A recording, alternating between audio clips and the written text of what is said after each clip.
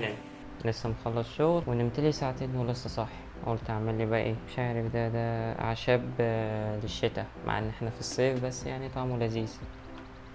اول مره اعمل فيديو بالشكل ده، يعني اتكلم معاكم بقى براحتي من غير سكريبت بقى انتوا فاهمين يعني. بس المهم يعني التنسيق طلع وخلاص، الشباب الثانوي بقى عارفين داخلين كليات ايه وجامعات ايه وكده يعني. الف مبروك يعني، حتى لو ما جالكش الكليه اللي انت نفسك فيها ربنا عارف اللي انت محتاجه. انا فاكر لما نتيجتي طلعت كنت مبسوط بصراحه، ان انا كنت متارجت يعني تجاره انجليش، كنت حاطط الاول اعلام وتجاره انجليش، يعني الكليتين دول اصلا كانوا يعني بنفس الحب يعني اللي انا عايز ادخلهم، فما كنتش متضايق يعني لان ما جاليش اعلام خالص يعني. بس فالحمد لله يعني، فاكيد يعني انا حسيت بقلق وما كنتش برضو لسه مطمن ان انا في الكليه يعني. انا بحثت عن كليه اعلام وكليه تجاره، بس برضو يعني لما يجيلك النتيجه بتحس بقلق طبيعي جدا، تكون خايف ان ده ما يكونش مكانك، متعملش اصحاب في الجامعه دي، ان اصحابك بقى في كليات تانية. انا عملت الفيديو ده عشان اطمنكم يعني لطلبه الثانويه العامه اللي داخله جامعه، وقعدت اسال بقى ناس زمايلي اللي في جامعه اصلا، منهم اللي خلصوا سنه اولى طالعين تانية، واللي خلصوا تانية وطالعين تالتة زي انا يعني، وفي ناس اصلا داخلين سنه خمسة اللي هم مهندسين ولا دكاتره. سالتهم يعني نصائح ليكم هم كان نفسه يعرفوها وهم داخلين الجامعه، فيلا نشوف. وبالنسبه للنصيحه قمتك بجد انت اللي بتعملها يعني. حتى شوف اهو يعني بيل جيتس كان فاشل. هو المجموع مش بيفرق بجد، هو المجموع مش بيفرق على قد ما انت اللي بتعمله في الكليه. انت لو اجتهدت في الكليه هتجيب تقدير، المهم بس انت هتخش حاجه لو حتى مش حاببها حاول تبدا فيها، احتمال تحبها، حبيتها هتنجح فيها ايا كان، المجموع مش هيفرق بجد. لو ما حبيتهاش لا هتروح في داهيه، هتسقط. لو ما حبيتهاش خلاص شكرا، انت مستقبلك راح. اول حاجه مجموعك مش اخر الدنيا، ايا كان انت ادام بذلت ايفورت وعملت مجهود فكل اللي هيجيبه ربنا ده كويس. ده حاجه. تاني حاجه ايا كان الكليه اللي انت دخلتها سواء انت عايزها او لا، تاكد 100% ان ده الخير ليك. حتى لو انت مش حابب الكليه دي، انت ما تعرفش انت بعد كده ممكن بعد ما تتخرج او انت في الجامعه ايه اللي يحصل تخليك تحب الكليه وتتاكد ان ده كان احسن اختيار ليك في حياتك. تمام. بصوا اهم حاجه انكم ما تتوتروش او ما دونت اوفر دو ات. انا عارف الموضوع بيبان ان هو صعب وغشيم، في اول كام شهر هتحس ان في طاقه رهيبه، بعد كده تحس انك بتبريك داون او انت مش قادر تكيب اب بالدنيا اللي بيحصل فيها، باللي بيحصل معاك في الدروس وفي كل حاجه. بس ده طبيعي جدا، وبعد كده لازم تحاول تلمها، بس خد لك بريك شويه يعني، ما تموتش نفسك عشان هتلاقي نفسك بيرنت اوت لاخر السنه. يا جدعان هقول لكم نصيحه تعملوها في الجامعه. اول حاجه حبوا الجامعه يا جدعان، حبوا الجامعه الجامعه هتحبكم والله. نصيحه موت من اخوكم بكر. حبوا الجامعه الجامعه هتحبكم والله. نصيحه موت من اخوكم بكر. طبعا ركزوا انتوا عايزين تختاروا ايه، يعني ركزوا في الشغل اللي انتوا عايزين تشتغلوه قبل ما تخشوا الجامعه. اعرف انت عايز ايه، خلي نفسكم طويل، الموضوع بجد يستاهل، وما تزعلوش كده كده في الاخر، ده اختيار ربنا وان شاء الله خير. الموضوع مش سهل بس مش صعب برضو. اهم حاجه ان هم يعرفوا يتاكدوا ان هم داخلين الحاجه اللي هم بيحبوها عشان يعرفوا يستمروا فيها ويحبوا الصعوبات اللي فيها والناس اللي هتساعدهم على ده، ودايما برضو يعني يفضلوا قريبين من ربنا عشان دي اكتر حاجه هتوفق. شكرا. حابب اقول لكل الشباب اللي هم داخلين جامعه دلوقتي ان هم يحاولوا ينبسطوا بالفتره دي، ويحاولوا يعملوا اكبر كادر من العلاقات، وان هم ما يبقوش قافلين على نفسهم وكده، لان هي فتره هتبان لك من بره ان هي كبيره لكن هي هتعدي هوا. عاوز اقول بتوع ثانويه عامه خلاص يعني النتيجه طلعت، مبروك للي قدر يجيب الكليه اللي هو عايزها، ومبروك برضو للي جاب مجموع وبغض النظر هيخش كليه ايه او المجموع اللي يدخله الكليه اللي هو عايزها يعني هينجح فيها. للاسف مش هتكون باختياره هو قوي، يعني ربنا كاتب له الاحسن في مكان ما، لما يدخلها هينسى اصلا ان هو كان عايز يخش الكليه تاني دي في يوم من الايام. وبس كده. الجامعه اكسبيرينس مهمه في حياه الناس كلها، فايا كان الكليه اللي انت دخلتها سواء انت مقتنع بيها او لا، سواء انت شايفها بوتنشال او لا، حاول تستفيد بيها قدر الامكان، وهي اكسبيرينس كده كده مش هتتعاد تاني، وكده كده الجامعه مش كل حاجه، ف try to find your passion. يا جماعه اول سنه في الجامعه هتخبط، هتجيب نتيجه مش حلوه، هتلاقي التقدير بتاعك نازل، GPA بيضيع، لكن خليكم عارفين ان ده طبيعي عشان انتوا بتنقلوا من مرحله لمرحله تانية، فده اللي بيحصل عادي. خبط وكسر اول سنه، لكن سنه تانية خش بقى عوض اللي انت كسرته. بيس اوت. ماشي يا جماعه، كل الشباب اللي داخلين جامعه الفتره اللي جايه يعني بجد دي احلى ايام حياتكم واوحشها برضو، يعني هتتعلموا كتير قوي وهيحصل حاجات كتير قوي هتغير في شخصيتكم كتير قوي، هتقابلوا ناس كتير وجديده وناس مختلفه عنكم بكل المقاييس، ناس من محافظات مختلفه وكل الكلام ده، فهتستفيدوا كتير قوي. فهي زي ما بقول الجزء ده هيبقى وحش عشان انت ممكن تقابل ناس مش شبهك وهكذا، بس على الجانب التاني انت بتتعرف على ناس جديده، بتكتشف في نفسك حاجات مختلفه. انبسط وحاول تتعرف على الناس اكتر وتتعلم اكتر، استفيد بوقت الجامعه. ممكن ما تحسش ان انت بتستفاد من الجامعه في كليات معينه وكده، لا حاول انت تتعلم وحاول تسعى بنفسك وتجرب ان انت تاخد المعلومه من اكتر من حته. ودلوقتي انك تقدر تاخد المعلومات من مليون حته على الانترنت. وعلى الجانب التاني حاول تعمل حاجه جنب الجامعه، حاول تتطوع في حاجه، حاول تشتغل، حاول تستفيد بوقتك في الجامعه لان انت معاك وقت كبير قوي، فحاول تستغله صح. ما تضيعش سنين الجامعه في مذاكره بس، وفي حاجات كتير قوي ممكن تتعمل في الجامعه انت ما تعرفش عنها حاجه زي ايسك.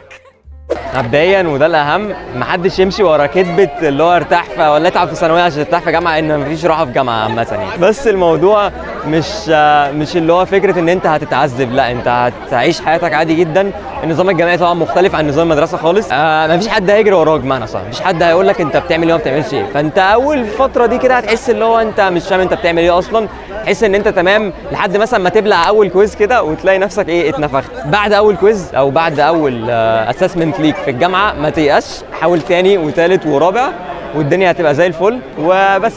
ما تزعلش مهما كان مجموعك، وحتى لو دخلت الكليه اللي انت ما كنتش تتمناها فده هيكون الخير ليك، وانجوي ال4 سنين على قد ما تقدر. ماشي، نصيحه للناس اللي داخله، يا جماعه عيشوا حياتكم ال4 سنين ولا ال5 سنين اللي انتوا هتعيشوها، بجد عيشوها لحد اخر وقت عشان دي احلى حاجه في حياتكم بجد. ان هي تعمل صحاب كتير وتحاول ما تركزش، يعني ما يخليش كل وقته في المذاكره ولا كل وقته في الصحاب والخروج، يوازن ما بين الاثنين كده بس. بصوا عامة انتوا هتيجوا تخشوا الجامعة بقى هتحسوا ان الحياة جميلة، وهتدخلوا بقى تلاقوا شريط طريق كاب والجو ده، بس ده مش هيحصل most probably، يعني مش هيحصل، مش هتلاقوا ده. عادي هتلاقوا ناس مختلفة كتير، واكشلي ممكن ما تلاقوش اصلا الناس اللي شبهكم، بس ده عادي، انتوا هتتعاملوا وهتعرفوا ازاي تكوب with people. عامة يعني الحياة الجامعية بتعلمك كده ان انت ازاي تكوب وازاي تعرف تتعلم، وكمان يعني السيلف ستادي كمان انت تتعلم بنفسك حاجات كتير، ده غير طبعا الدكاترة مش بيكونوا احسن حاجة. فانت اصلا اول ما بتدخل ممكن الناس يكونوا مش شبهك وانت مش عارف تتعامل، وفي نفس الوقت الدكاتره بس هي بتعلمك ازاي يعني بتكون سيلف كونفيدنت اكتر، وان انت ازاي بقى بتعرف تتعامل، وفي نفس الوقت تعرف ازاي تعمل صحاب بره الكومفورت زون بتاعتك. فبس وجود لك.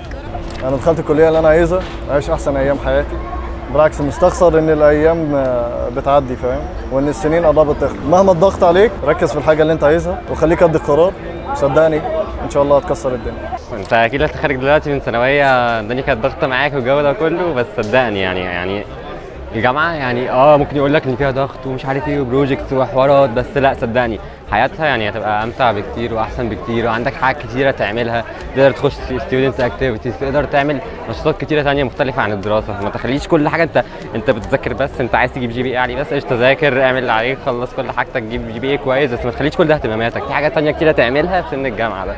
فيعني استغله واتبسط، واهم حاجه تتبسط، ما تكونش في تنشن كده على طول، اللي هو مش ثانويه عامه، انت خلاص اتبسط، عيش حياتك، روح تعالى سافر براحتك بس. تمام.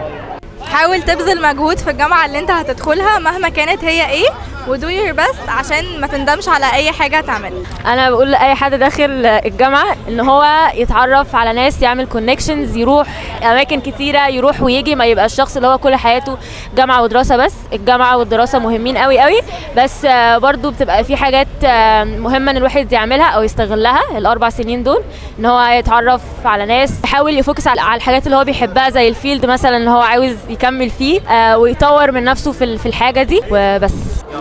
عايز اقول لكم الف مبروك ان هو خلاص عديتوا مرحله صعبه جدا الحمد لله، ودخلتوا مرحله جديده من حياتكم.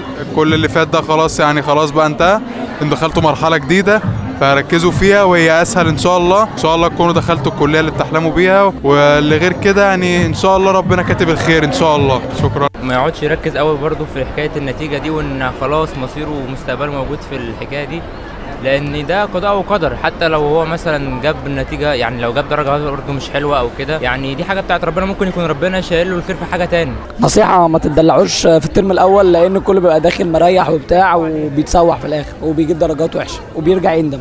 ان الدنيا هتبقى لذيذه واخف بكتير من ثانويه عامه.